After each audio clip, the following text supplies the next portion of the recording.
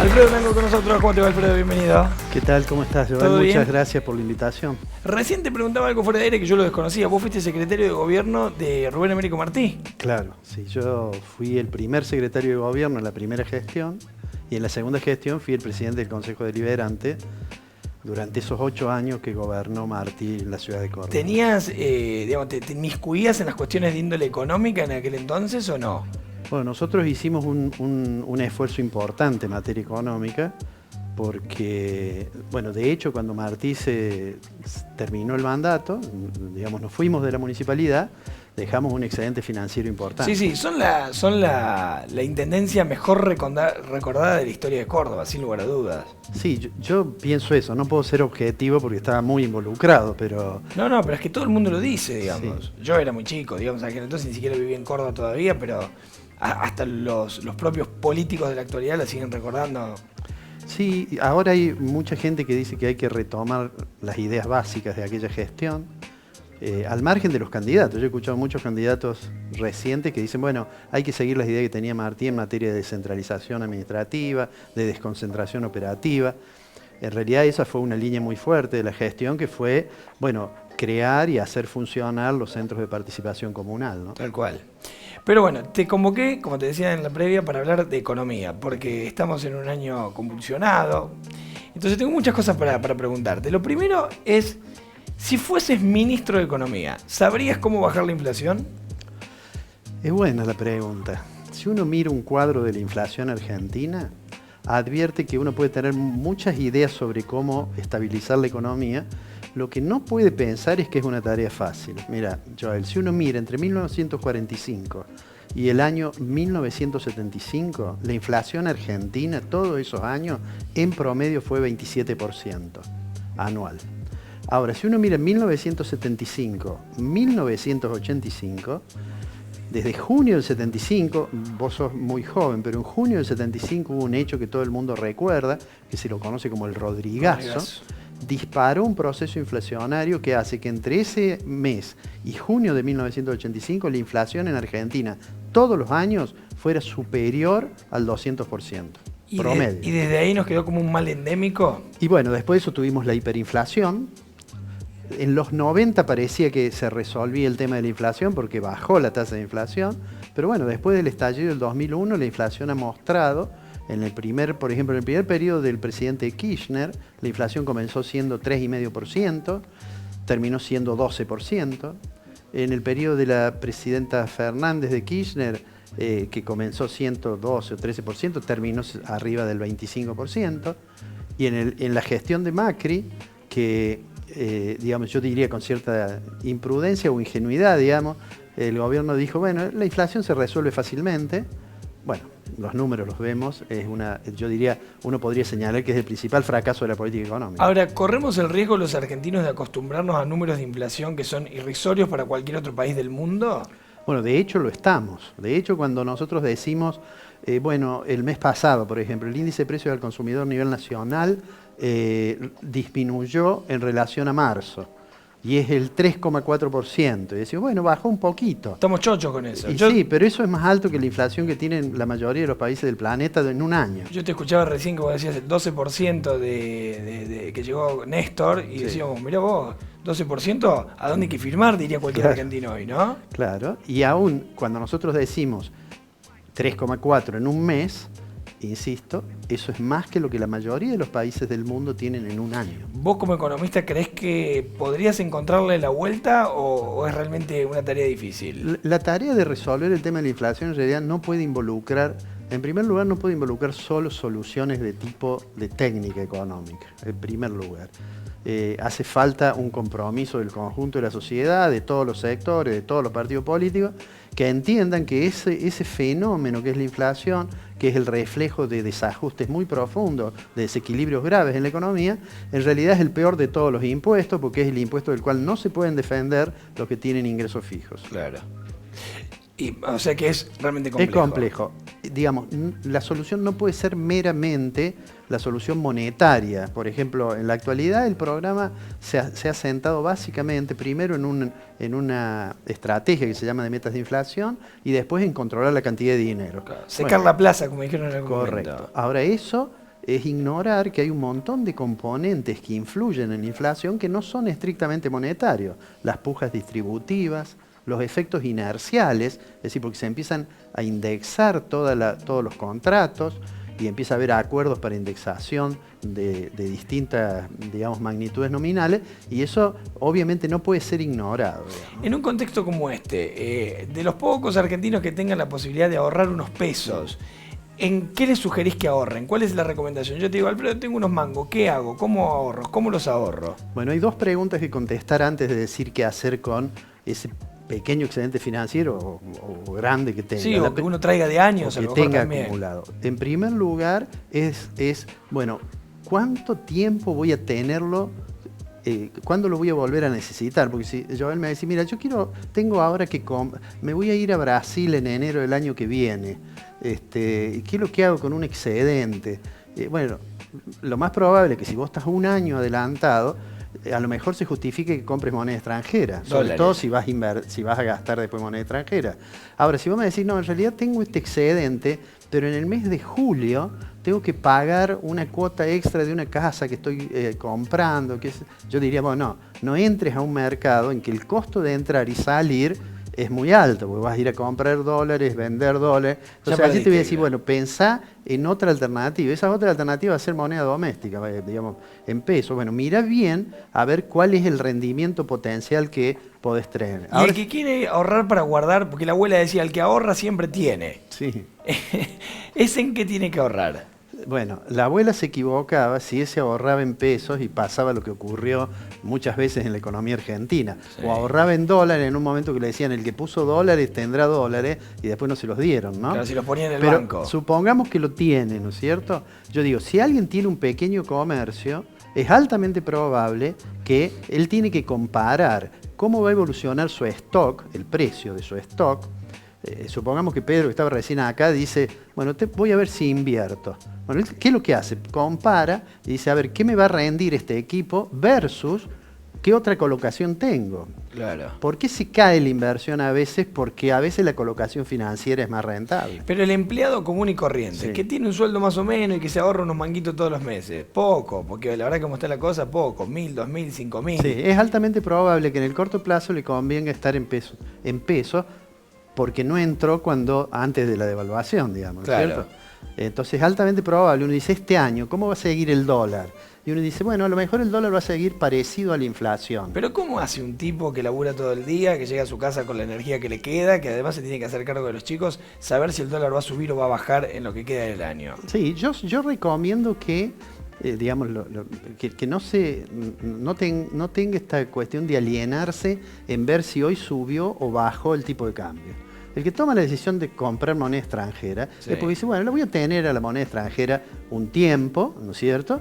Y entonces no me preocupa si mañana a la mañana o ayer estaba más alto. ¿Los brasileros cómo ahorran? ¿Compran dólares también? No, los argentinos tenemos, producto de nuestra historia, por supuesto, un comportamiento que se corresponde con una economía bimonetaria, digamos, ¿eh? Es decir, razonamos en términos de las dos monedas. Automáticamente. Eso no ocurre en Brasil. Acá, cuando hay una devaluación, que ha habido tantas, inmediatamente se ajustan precios aún en actividades que no tienen un componente importado, ¿no? Yo suelo contar como anécdota, siempre lo cuento, que el año pasado, en la corrida cambiaria anterior, yo dejé el auto en la ciudad universitaria, me lo cuidaba una persona, y cuando salí le fui a pagar, que eran 10 pesos, y le voy a dar 10 pesos y me dice, no, doctor, son 20.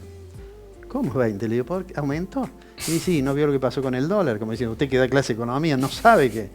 Es decir, hay un comportamiento que ajusta precios con el dólar, por eso es que cuando algunos funcionarios dicen, bueno, que el precio del dólar lo fije el mercado, están ignorando que eso se transforma después en un ingrediente que presiona sobre el nivel general de precio.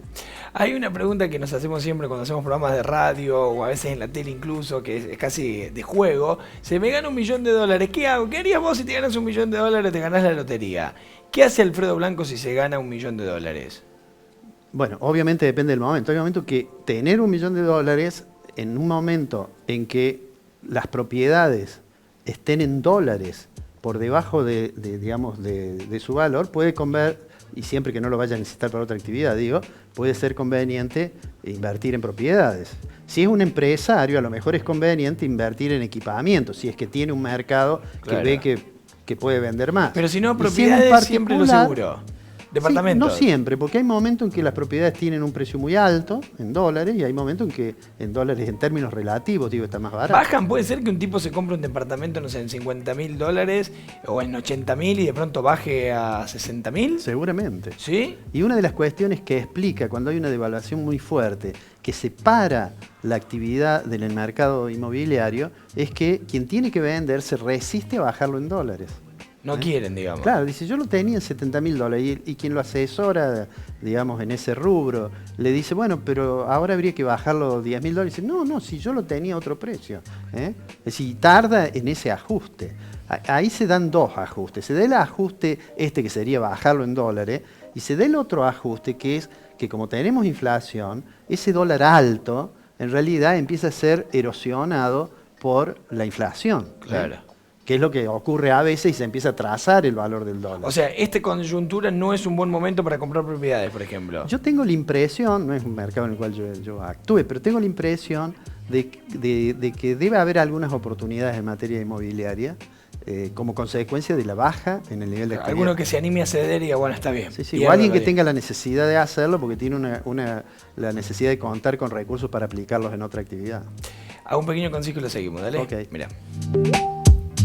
Muy bien, seguimos con Alfredo Blanco. Alfredo, ¿hay claves para hacerse millonario? Viste que vienen estos libros que escribe Robert Kiyosaki que te hacen sentir que sos un bobo porque no sos millonario.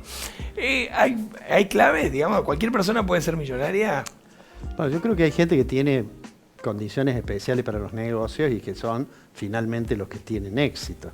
Además hay momentos de la historia, yo creo que estamos atravesando uno de ellos, en que los cambios tecnológicos, que son muy disruptivos, generan oportunidades para determinada actividad y hay quienes lo perciben y quienes no. Por eso es que hay sectores que son mucho más dinámicos que otros y por eso es que hay un Bill Gates y no hay un millón, porque Bill Gates puede escribir un libro, lo puede comprar mucha gente, pero es altamente probable que de todos los que lo lean no salga ninguno que haga lo que hizo Bill Gates. Claro. ¿Se puede ganar plata trabajando? Hay una vieja frase que la abuela decía, en este país el que labura no gana nunca plata. No, la sensación de que hay que conseguirla de otra manera. No, yo creo que Argentina y otros países, de los rasgos de ser países que están en proceso le llaman economías emergentes, ahora antes le decían economías en desarrollo, en general en esos países la tasa de ganancia es más alta que en los países centrales. ¿Vos me decís que ganamos mejor en Argentina que en Estados Unidos, por ejemplo? Sí, hay más oportunidades porque hay más riesgo. Porque alguien que tiene una actividad, por ejemplo, industrial en un país central, seguramente tiene una tasa de beneficio, una tasa de ganancia más baja, pero tiene mucho menos riesgo. Mucha más seguridad. Claro, y en las economías, en el caso particular de la economía argentina, hay muchas oportunidades, en que las tasas de ganancia son muy altas, pero obviamente los riesgos son mayores. ¿Se puede hacer plata haciendo las cosas por derecha en este país? Sí, todo por derecha. Hay gente que te dice, si tengo todo en blanco, trabajo para el Estado. Me consta, tengo muchos conocidos, empresarios, pequeños y medianos, no grandes empresarios, que me dicen, Joel, si tengo todo como me piden, no tengo forma. Yo no sé si me están mintiendo, si la voracidad, la ambición los lleva puesto. ¿A dónde está la historia? Bueno, hay dos o tres cosas. La primera, y que es muy importante, lo que está detrás de eso es que Argentina tiene una presión fiscal muy alta. Es decir, si uno mira cuánto es la recaudación por impuestos en relación a la riqueza que se genera, que es el Producto Interno Bruto, Argentina aumentó la presión fiscal en las últimas décadas 10 puntos. ¿Qué quiere decir eso? Que el Estado se apropia de una parte más grande de la riqueza generada. O sea, es cierto que muchos sectores empresarios tienen esta situación que hay demasiada presión fiscal. ¿En otros países no pasa así? Hay otros países que tienen mucho menor presión fiscal. Acá, y no estoy hablando de economías lejanas, estoy hablando en la región, ¿no? En Chile, por ejemplo. En Chile, por ejemplo. Chile tiene una presión fiscal ostensiblemente más baja que la Argentina. Eso le da más oxígeno a los Y empresarios. entonces eso hace que el empresario, digamos, no tenga la sensación de que todo el esfuerzo se va en impuestos, ¿no?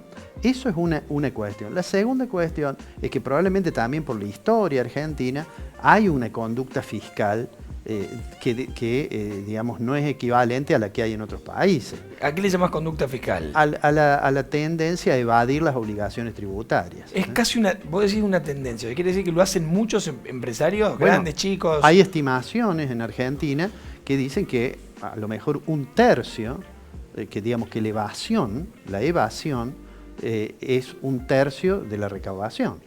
Lo cual O es sea que una todo cosa se va inmensa. de alguna manera. Claro, y eso trae un problema adicional, y es que en la medida en que los que tributan son menos, los que tributan terminan tributando mucho más. Por los que no tributan, claro. Claro. Que un empleado, que un trabajador pague ganancias, ¿te suena a locura, a cosa que no pensabas que ibas a escuchar nunca, o te parece que está bien? Bueno, lo que sucede es que el impuesto a las ganancias que grava la cuarta categoría, en muchos países del mundo ese impuesto existe, se llama impuesto a los ingresos. Sí. Lo que pasa es que como acá se llama impuesto a las ganancias, entonces parece razonable decir, bueno, pero el salario no es ganancia. Pero en realidad un impuesto a los ingresos existe en todos los países, en muchos países. Karl Marx lo criticaría muchísimo a esto. Estaría muy ofendido. Ya está Sí. ofendido por cómo cobran los trabajadores. Imagínate si además le cobran un impuesto a lo poco que cobran. Sí, lo que sucede es que cuando uno dice un impuesto este impuesto a las ganancias, lo tributa a aquel que gana, digamos, un sueldo que le permite escasamente vivir, digamos, y también lo tiene que tributar uno que tiene un ingreso inmenso porque es el presidente de una compañía. Claro. Entonces, cuando uno dice que no tributen impuesto a las ganancias, tiene que tener cierto cuidado. En realidad, el impuesto debería ser un impuesto sobre los ingresos y debería gravar la pirámide superior de percepción de ingresos, ¿no? Claro, o sea, los que más ganan, Los que más ganan, básicamente, para que haya una equidistribución, algo Claro. que no sucede, ¿no? Sí, no, eso no ocurre. Y además no ocurre porque está el otro costado. ¿Por qué el Estado no baja los impuestos? Que es ¿Por un qué? reclamo de los empresarios. Porque el gasto público, si uno toma cuánto era el gasto público entre 1983 y la crisis del 2001, el gasto público en la Argentina era más o menos 28% de la riqueza generada, es decir, 28% del producto. Bien, el 28% de lo que se generaba se gastaba el Estado, digamos. Claro, era el gasto público. Ahora, después de la convertibilidad, digamos, desde 2004 o 2003, digamos, después del estallido de la convertibilidad, hasta el 2015, el gasto público pasó de ese 28%, que había caído un poquito con la crisis de la convertibilidad al 25%, llegó a ser 44%. Entonces, si yo tengo 44% de gasto, es decir, aumenté prácticamente, digamos, 15, 17 puntos el gasto, por más que aumenté los impuestos 10 puntos, lo que me va a ocurrir es lo que ocurrió. Cuando estaba Kirchner decía había superávit y terminamos con un déficit importante. ¿Y qué hace el Estado con lo que le sobra? Si, digamos, No le sobra. Pero si el 40% es el gasto público, Sí. ¿el otro 60% en qué se va? No, el gasto público es 40% de la riqueza. Sí. El otro 60%, ¿no es cierto?, está representado por la inversión privada, el consumo privado. Es eso. Sí. Es decir, yo genero una riqueza. Hay un 40%, digamos, lo que el Estado gasta equivale al 40% de eso, ¿no? Bien. Eso es una magnitud muy alta. No es que no haya países que tienen el 40%. Se suele decir, bueno, Suecia, Finlandia, Noruega y otros países desarrollados tienen gasto público elevado y tienen impuestos también elevados, ¿no es cierto? Sí. Pero tienen otra prestación de servicios. Sí, claro. Acá el servicio es un desastre. A ver, la gente vota con el bolsillo. Este es un año electoral. Ahora muchos dicen, la imagen de Cristina, a pesar de todo lo judicial y demás, volvió a crecer muchísimo, quizás un poco orientado por esto que vos decís, porque la gente da la sensación de que vota con el bolsillo. ¿Vos qué pensás? No, yo creo que en la decisión de votar existen múltiples factores, muchísimas cosas. Lo que sí creo que cuando hay crisis económica, Entonces, ese factor pasa a estar, digamos, ponderado más significativamente. Es decir, cuando no hay crisis económica, probablemente aparecen como demandas para explicar el voto, los problemas de educación, los problemas de seguridad. Claro. Pero cuando hay crisis, inmediatamente aparece el problema de desempleo o aparece el problema de la inflación. Entonces digo, en periodos de crisis es cierto que hay una tendencia a darle más importancia al factor económico. Y en periodos que no hay crisis, toman importancia otros factores, ¿no? ¿Estamos en qué momento de la Argentina? A tu entender, del 83 para acá. ¿En un momento de los más complicados? ¿Hemos tenido épocas mucho peores? Estamos en un momento complicado. Creo que el fin de la convertibilidad fue mucho peor, realmente. Si uno mira el estallido de la convertibilidad y mira cuál es el nivel de pobreza... 2001-2002. 2001-2002, la mitad de la población quedó por debajo de la línea de pobreza. Fue realmente una situación muy complicada. Pero de todos modos estamos en una situación compleja. Además, Argentina hace 8 años que no crece. Alfredo, cuando yo tenía 14 años, y con esto lo cierro el bloque, cuando yo tenía 14 años mi mamá me dijo, mira nene, en este país tenés que acostumbrarte a que cada 10 años tenemos un problema. Así, mi vieja no sabe nada, no tiene educación financiera, me dijo eso como lo diría cualquier hijo de vecino. ¿Es así? ¿Estamos condenados a tener crisis fuertes cada 10 años en Argentina? Eso es lo que nos muestra la historia. O sea que tu mamá tenía, digamos, una visión adecuada de la historia que hemos tenido. Sí. Y seguramente eso no lo vamos a superar hasta que no haya un acuerdo muy fuerte en la sociedad que permita, digamos, evitar estas crisis recurrentes. Yo suelo decir que da la impresión que Argentina, a diferencia de otros países de América Latina, tuviese la condena de aquel personaje de la mitología griega de Sísifo, que por ser demasiado astuto los dioses lo condenaron a subir una piedra y como estaba llegando se caía de nuevo la piedra y estuvo en la eternidad haciendo ese esfuerzo, ¿no? Sin lograr el objetivo. Y Argentina, si uno mira, realmente hemos tenido esa característica, es decir, de crisis cíclicas, que es lo que hace que tu mamá diga con mucho sentido común, ¿no? Finalmente, además del conocimiento científico, hay un notable economista que dice que no es otra cosa que sentido común refinado. Y en realidad, eso es lo que nos muestra la Argentina si uno toma la historia, digamos, de la posguerra para acá. Corte y ya venimos, dale. Okay. Corte y ya seguimos con Alfredo Blanco, mirá. Tu vida al alcance de mis dedos. Ahí estamos, nos quedan unos minutos con Alfredo Blanco. Alfredo, te pregunto esto. Los argentinos todos, o la gran mayoría, sueñan y soñamos con la casa propia. ¿Hacerse la casa propia es una buena inversión?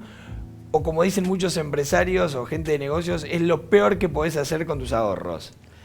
Bueno, yo tengo la idea de que si uno piensa que la casa tiene que tener el rendimiento de una inversión, no va a ser un buen negocio. Ahora, lo que sucede es que la casa propia da una seguridad que en una sociedad con tantas incertidumbres como la Argentina, yo diría que uno debería estar dispuesto a hacer un mal negocio, pero dormir más tranquilo. ¿Vos tenés casa propia? Sí. Te la hiciste, digamos, con ahorros, así dijiste, yo me hago la casa propia. Sí, compré una casa mi primer casa la compré en el año 78. 78. ¿Fue tu primera... ¿Ahí capitalizaste tus primeros ahorros? O sea, Sí. ¿te quedaste sin un mango después de eso? Sí, porque una parte mis padres me ayudó en una parte y la otra parte era la ganancia que había obtenido en unas operaciones en la bolsa. Fuiste a la casa, digamos. Un Compré hombre la de casa. negocios, un tipo que sabe de economía, digamos. Sí, sí. No empezaste a especular con otro tipo de negocios financieros y demás. Yo había hecho algunas Porque hoy pequeñas hay operaciones. gente, ni siquiera megas de empresarios, ¿no? O sea, gente de clase media, laburante, que le va más o menos, y dice, yo compro el LELIC, o sea, antes de hacerme la casa. Bueno, LELIC no puede comprar porque es para los bancos, pero entiendo lo que me decís. Bueno, sí, o bonos, ¿no? Como cuando Sí, compraban... Bueno, los Bodén o los de ahora, las LEVAC, por bonos. ejemplo. Antes se podían comprar LEVAC, Sí. claro, y daban una rentabilidad notable, ¿no es cierto? Por supuesto eso se puede hacer y es altamente probable que si hizo eso haya podido después comprar más de una casa. El tema es que la decisión de una casa, donde uno va a vivir, donde va a vivir su familia, no es una decisión que esté sujeta a los cálculos de beneficio-costo que tiene otra actividad. Claro. Es decir, si a mí me dicen, si me parece, digamos, prudente alguien que dice, no, yo alquilo, porque en realidad lo que me cuesta alquilar es menos que lo que tengo como rentabilidad financiera, Claro. diría que en Argentina eso entraña su riesgo. Tiene sus riesgos. Seguramente. Porque en algún momento pues, eso puede caer. Seguramente. Y si además es en una actividad, digamos, de colocar los recursos fuera del sistema financiero institucionalizado, que es frecuente, que dice, no, a mí me dan más en una mesa de dinero de tal lado, todas las mesas de dinero alguna vez han mostrado que se cayeron. A ver, siempre que hay una crisis, decía mi abuela Lidia, no me lo olvido más, hay alguien ganando guita, decía la abuela. Acá en el 89 se iba todo al carajo y había gente que yo conozco, decía la abuela, que ganaba plata. ¿Es así? Sí, seguramente. Las crisis no lo afectan a todos de la misma manera. No a todos les va igualmente mal. O sea que hoy debe haber alguien ganando guita. Seguramente. ¿Y a qué te tenés que dedicar para ganar plata en este contexto? Mira, Joel, además de ser un banco, ¿no? Bueno, te iba a decir, si vos invitás al presidente de un banco, es casi seguro, puede haber algún banco que no esté ganando bien, pero si uno mira por lo menos los números agregados, claramente la actividad financiera le va bien. Si uno mira la actividad de alguien que tiene relación con las exportaciones, es altamente probable que le esté yendo bien porque el aumento del dólar lo ha beneficiado.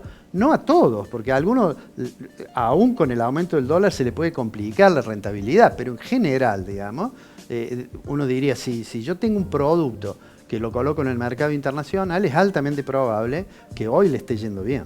La última para cerrar, con tu experiencia y tu expertise en economía, ¿cuánto tiempo nos queda de esta crisis? ¿Vamos a salir? ¿En cuánto? ¿Cómo? ¿De qué manera?